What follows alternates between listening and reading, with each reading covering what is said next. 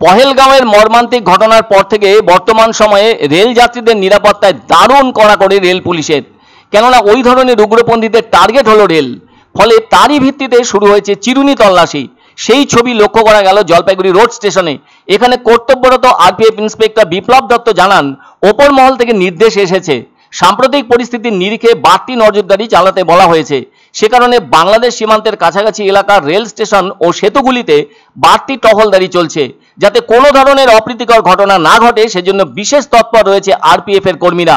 এটা তো ঠিক, জলপাইগুড়ি রোড স্টেশন থেকে সামান্য দূরে অবস্থিত তিস্তা রেল সেতু, ফলে ওই রেল সেতুরও নিরাপত্তা প্রয়োজন। আবার নিউ জলপাইগুড়ি স্টেশনের পর আলিপুরদুয়ার, কোচবিহার কিংবা অসম যেতে প্রথম যে বড় রেল স্টেশনটি পড়ে তা হলো জলপাইগুড়ি রোড স্টেশন। এরপর তো একেবারে সোজা নিউ কোচবিহার জংশন এবং শেষে রয়েছে আলিপুরদুয়ার জংশন। এগুলো সবই গুরুত্বপূর্ণ রেলওয়ে স্টেশন। এছাড়া কোচবিহার জেলার সাথেও যোগ রয়েছে বাংলাদেশের, ফলে বাংলাদেশ থেকে উগ্রপন্থীরা এসে যে কোনো মুহূর্তে খারাপ ঘটনা ঘটিয়ে দিতে পারে।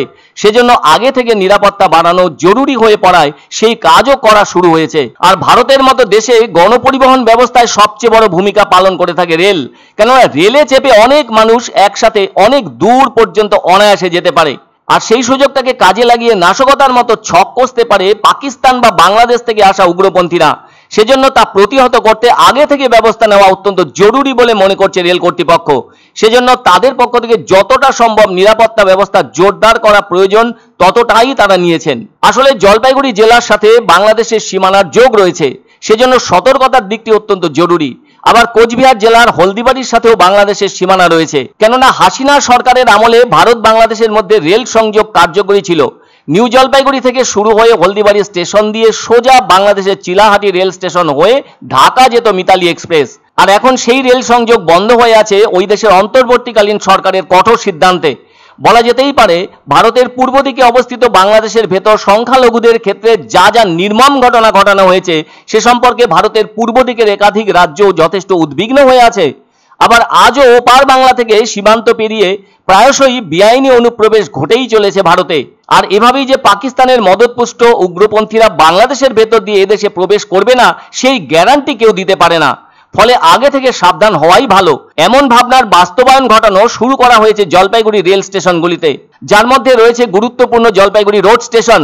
এদিন এখানে স্নিফার ডগও নামানো হয়েছে। যেহেতু আমাদের বাংলাদেশ বর্ডার লাগোয়া রেল আছে, বিশেষ করে চাংরাবান্ধা মানেগড় রোডটা একদম লাগোয়া, সীমান্ত লাগোয়া আছে, সেই জন্য আমরা কিছু ব্রিজ আছে, সব জিনিসগুলোর উপর আমরা নজরদারি রাখছি, যাতে কোনো কিছু সাসপেক্টেড হলে যাতে আমরা তুরন্ত মানে কোনো অঘটন ঘটলে আমরা যাতে পৌঁছতে পারি, কিছু হলে পরে আমরা নজরে চলে আসি।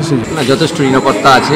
যাত্রীদের স্বার্থে রেল পুলিশ এবং রেল কর্তৃপক্ষের যেরকম নিরাপত্তা ব্যবস্থা দিয়েছে তাতে আমরা যাত্রীরা খুব খুশি এবং খুব সেফ বোধ করছি। আমরা অনেক দূরে যাব আর কি, আমরা বেসিক্যালি আসামে যাব।